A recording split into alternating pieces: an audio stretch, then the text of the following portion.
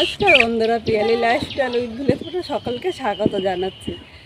এখানে 6 পিস কাতলা মাছ নিয়েছি। মাছগুলো আমি মাঝারি সাইজে করে কেটে নিয়েছি। ইচ্ছে করলে মাছগুলো তোমরা কিন্তু এর থেকে বড় কেটে নিতে পারো, মানে তোমাদের ইচ্ছা মতো কিন্তু তোমরা কেটে নিতে পারো। এবার এখানে আমি হাফ চামচ লবণ, মানে লবণটা স্বাদ অনুযায়ী দিয়েছি, আর হাফ চামচ হলুদ নিয়েছি।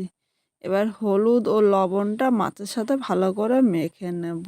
আজকে আমি খুব সাধারণভাবে এই কাতলা মাছটা রান্না করেছি। এইভাবে রান্না করলে গরম ভাতে দুর্দান্ত লাগে। আর এই গরমে আমাদের কিন্তু সবারই একটু হালকা পাতলা খাবার উচিত। কথা বলতে বলতে হলুদ ও লবণটা ভালো করে মেখে নিয়েছি। এবার আমি এক সাইডে এইভাবে 10 মিনিট রেখে দেব। এখানে আমি আলু নিয়েছি, এরকম ছোট ছোট সাইজের দুটো আলু নিয়েছি। আলুটা তোমরা কম বেশি করে নিয়ে নেবে। প্রথমে একটা আলু এইভাবে আমি 4 পিস করে নিলাম। একইভাবে আমি এই আলুটাও কিন্তু 4 পিস করে নিয়েছি। আলুটা কেটে সাথে সাথে একটু জলের মধ্যে রাখবে, নাহলে আলুটা এমনি রাখলে কিন্তু তাহলে কালো হয়ে যায়।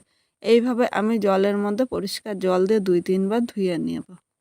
এবার আমি উনানে কড়াইটা বসিয়ে দিলাম। প্রথমে কড়াইটা কিন্তু ভালো করে গরম করে নেবে। এরপর আমি তেল দিয়েছি।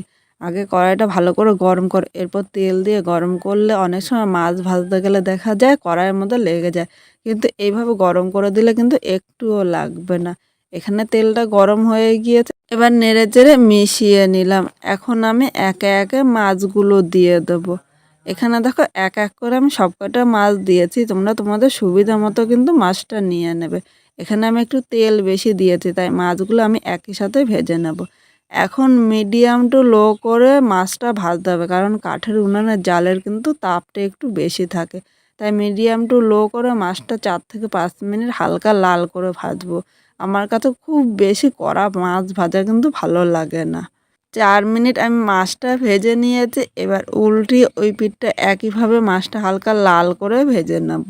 মাছগুলো ভাজা হয়ে গিয়েছে, এর থেকে বেশি ভাজবো না। এবার একে একে মাছগুলো তুলে নিলাম। কড়াইতে অনেকটাই তেল আছে, তাই আলাদা করে তেল দেবো না। এই তেলের মধ্যে আমি একটা শুকনো লঙ্কা সম্বাদ দিলাম, আর একটা তেজপাতা হাফ করে নিয়েছি এর মধ্যে দিয়ে দিলাম। এর সাথে আমি হাফ চামচ জিরা সম্বাদ দিয়েছি। এবার 1 সেকেন্ড আমি ভেজে নেব। মশলাটা 1 সেকেন্ড ভেজে নিয়েছি। এবার এখানে যে আলুগুলো কেটে রেখেছিলাম একই সাথে আমি নিয়ে নিলাম। এর মধ্যে সামান্য একটু লবণ দিয়ে দিলাম। এবার লবণটা নেড়ে চেড়ে মিডিয়াম আগুনে আলুটা 3 থেকে 4 মিনিট ভেজে নেব। এর মধ্যে আমি একটা মশলা তৈরি করে নেব। এখানে 3 কোয়া আদা নিয়েছি। যেহেতু আমি পেঁয়াজ রসুন দেবো না, তাই আদার পরিমাণটা কিন্তু একটু বেশি নিয়েছি। এর সাথে আমি দেখো 6-7টা পাকা লঙ্কা নিয়েছি। আমি এখানে কিন্তু আর কোনো শুকনো লঙ্কা ব্যবহার করব না, কারণ গরমের মধ্যে একটু হালকা পাতলা মশলা কিন্তু আমাদের শরীরের পক্ষে খুব ভালো। এবার এর সাথে আমি 1 চামচ জিরে নিয়ে নিলাম। এখন আমি জিরে, আদা ও লঙ্কাটা একসাথে ভালো করে বেটে নেব। সামান্য একটু জল দিয়ে 3টা মশলা পুরো মিহি করে বেটে নিচ্ছি। আর এইভাবে বাটলে পাটায় যতটা মিহি হয় মিক্সচারে কিন্তু ততটা মিহি হয় না। এখানে কথা বলতে বলতে আমার মশলাটা বাটা হয়ে গিয়েছে। এবার আমি একটা পাত্রের মধ্যে তুলে নিলাম। এদিকে আলুটা ভাজা হয়ে গিয়েছে। এবার এখানে যে আদা লঙ্কা জিরাটা বেটেছি এর মধ্যে আমি নিয়ে নিলাম। বাটির গায়ে অল্প মশলা লেগে আছে, তাই বাটিটা ধুয়ে সামান্য জল দিলাম। খুব বেশি কিন্তু আমি জল দেব না। এখন মশলাটা নেড়েচেড়ে আলুর সাথে আমি কষিয়ে নেব। আর একটা কথা, তোমরা ইচ্ছা করলে এখন কিন্তু আলুটা তুলে নিতে পারো, কিন্তু আমি এখানে আলু ও মশলা একই সাথে কষিয়ে নেব। এর সাথে মাঝারি সাইজে আমি একটা টমেটো নিয়ে নিলাম।